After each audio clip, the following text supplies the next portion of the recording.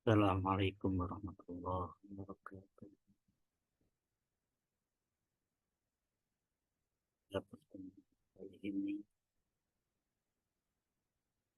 kita akan belajar tentang materi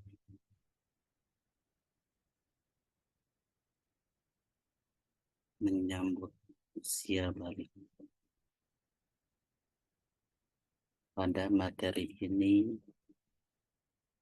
tujuan pembelajaran setelah kalian mengikuti kegiatan ini, yang pertama adalah menyebutkan tanda-tanda usia balik atau kedewasaan dengan benar, membuat paparan mengenai tanda-tanda usia balik dalam pandangan ilmu fikih dan ilmu biologi dengan benar. Yang ketiga, membiasakan sikap bersyukur, taat beribadah, dan bertanggung jawab. Adapun peta konsep pada materi menyambut usia balik, yang pertama adalah tanda-tanda usia balik menurut ilmu fikih. Yang kedua, tanda-tanda usia balik menurut ilmu biologi. Yang ketiga, kewajiban bagi anak yang sudah balik. Pada kali ini kita akan belajar yang pertama, yaitu tentang tanda-tanda balik, usia balik menurut ilmu fikih. Yang pertama, sebelum kita mengetahui tentang tanda-tanda usia balik menurut ilmu fikih, terlebih dahulu kita mengetahui tentang pengertian balik.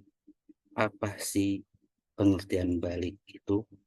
Balik dalam Kamus Besar Bahasa Indonesia memiliki arti cukup umur. Akil balik, tanda-tanda balik pada laki-laki dan perempuan berbeda. Seseorang yang telah memasuki usia balik dikenakan kewajiban agama atau disebut dengan istilah mukallaf. Yang selanjutnya yaitu tanda-tanda balik menurut ilmu fikih. Tanda-tanda kita sudah balik, kita sudah dewasa menurut ilmu fikih adalah yang pertama mimpi basah atau ihtilam untuk laki-laki. Mimpi basah ini tidak seperti kita ngompol pada malam hari, yaitu kita mimpi dan mimpi itu keluar yang disebut dengan air mani. Yang kedua, tanda-tanda balik menurut ilmu fikih yaitu haid, menstruasi untuk perempuan. Jadi haid, menstruasi hanya terjadi pada perempuan. Haid adalah darah yang keluar dari kemaluan perempuan. Itu namanya haid. Ketika wanita sudah mengalami haid atau menstruasi, itu tanda perempuan sudah balik atau sudah dewasa.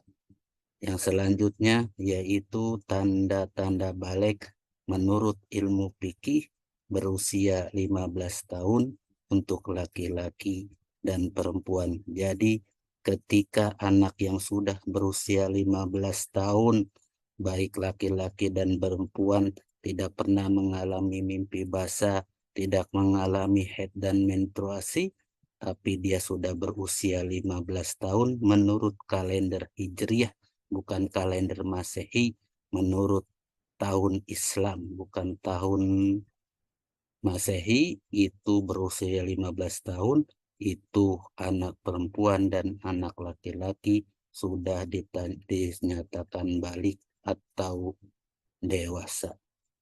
Yang selanjutnya, kewajiban mandi bagi yang berhadas besar.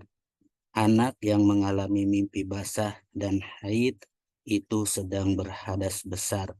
untuk bersuci dari hadas besar dan bisa melakukan ibadah seperti sholat, membaca Al-Quran, maka ia wajib mandi terlebih dahulu. Adapun tata cara mandi adalah sebagai berikut. Yang pertama, niat. Niat dilakukan ketika kita membasuh pertama kali. Yang kedua, membasuh kedua tangan 3 kali. Yang ketiga, bersihkan kemaluan dengan tangan kiri. Setelah itu tangan ke hingga bersih lagi. Yang keempat, kita wudhu sebelum mandi. Kemudian basuh rambut di kepala dengan tangan ke seluruh permukaan kulit rambut hingga rata terkena air. Yang keenam, guyur kepala dengan air, setelah itu guyur seluruh tubuh kita. Yang kelima, yang ketujuh, pakai sabun dan sampo. Yang terakhir, wudhu lagi untuk memastikan masih terjaga wudhunya. Selanjutnya, larangan bagi orang yang berhadas besar. Jadi ketika kita mempunyai hadas besar disebabkan tadi mimpi atau untuk anak perempuan haid, maka larangan atau haram bagi orang yang berhadas besar. Yang pertama sholat, yang kedua membaca, menyentuh, dan membawa Al-Quran.